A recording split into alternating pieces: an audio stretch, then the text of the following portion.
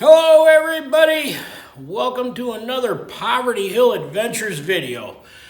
Today's video is going to be another answer to a viewer's question. In this case, the viewer goes by the handle of The Macho Man, oh yeah. So you gotta love anybody who goes by the handle the Macho Man. So anyhow, the Macho Man, oh yeah, wanted to know if you could use a self-knock arrow with a 3-finger under grip. And to tell you the truth, Macho Man, I don't know. I've never done it because I don't shoot 3 fingers under.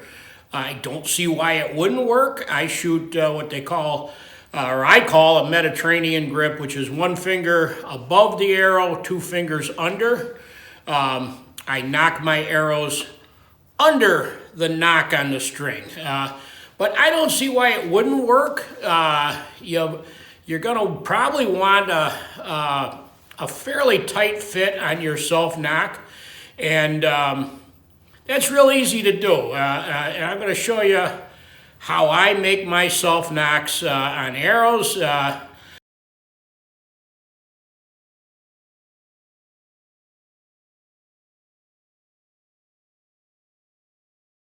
Who may not know what a self-knock is, let's start out with that. Self-knock is just a knock that is cut right into the arrow shaft. And what I use to cut that knock is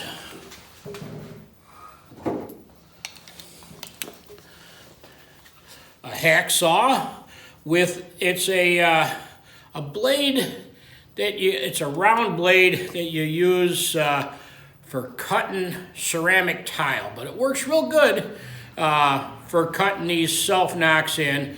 The blade on this is smaller than your string with the serving on it, so you need to cut your knock in and then take a little sandpaper and get it to fit just the way you'd like it, which is perfect because you can just fit it that it's just snug to your liking on the string. Now with self-knocks, I've got another device here someplace on the bench. Let's see if I can find it. That helps out quite a bit, and that's this little jig. I bought this at one of the big archery online shops, and the shaft, there's different size fittings, and the shaft fits in this block, and then you got these grooves in order to cut your knock. You put your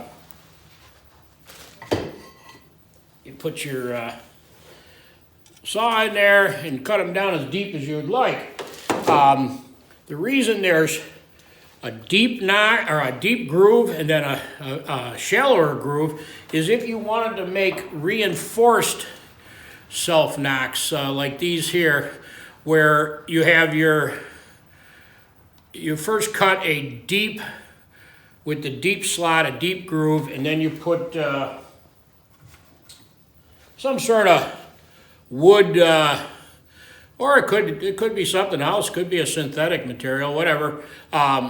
Little piece in there, you slide that in, you glue that in, let it harden up, trim it down a little bit, and then with the shallower knock or groove, you cut your other groove and the deep groove that you've got a glued in piece of hardwood or whatever in it, and then your shell.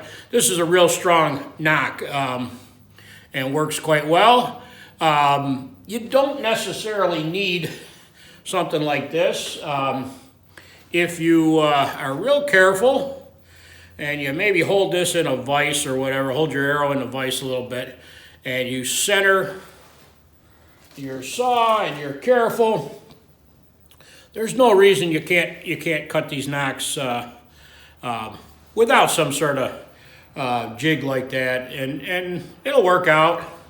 And then, like I said, you're going to take a take a little piece of sandpaper and just sand the knock evenly on both sides until it fits the string the way you'd like it to fit. Now, when you cut your groove in here, all right, the groove that your string is going to go in, you're going to want it opposite the way the grain in your shaft goes for strength. And if you cut with the grain, and I'll draw a picture in a minute and show you, it weakens the knock, and there's the potential that the string could actually split the arrow down the grain of the shaft. So you're going to want to cut the knock that your string goes in opposite the way the grain goes. And it's easy. I'm going to show you. I'll draw a little picture quick, show you how that works. Now, if you don't want to make your nocks with the wood reinforcement in there, you can just cut your knock in, the knock that's going to go in on your string, and then take something like either sinew or I've seen guys use thread, whatever, and wrap this area here around so that strengthens that spot there, gives it a little more strength. Now, with self-knock arrows, as with any arrow, there's always a danger of something going wrong. So you want to inspect your arrows often, and you want to throw away any that are damaged or look like they could be a problem. So let me draw you a quick picture of what I'm talking about when you're going to make that cut in the shaft. Okay, let's see if we can draw this out. Here is the end of your arrow shaft as if you were looking down on it. And you'll see, let's say the grain goes like that. And if you have trouble seeing the grain, sometimes all you got to do is just go over it with a little fine sandpaper, maybe just put a little wet on there or whatever, and it'll show up the grain. Well, you do not want to cut your knock with the grain, as I explained before. What you want to do is you want to cut your knock opposite the grain for strength. So you're going to want to cut your knock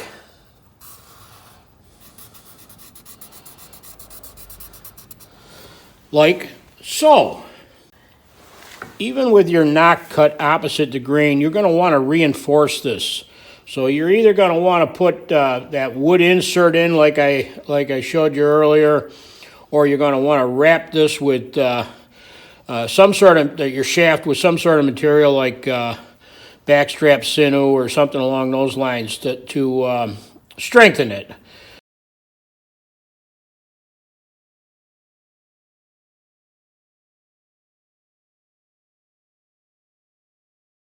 Till next time, everybody, take care, be good, and keep on trucking.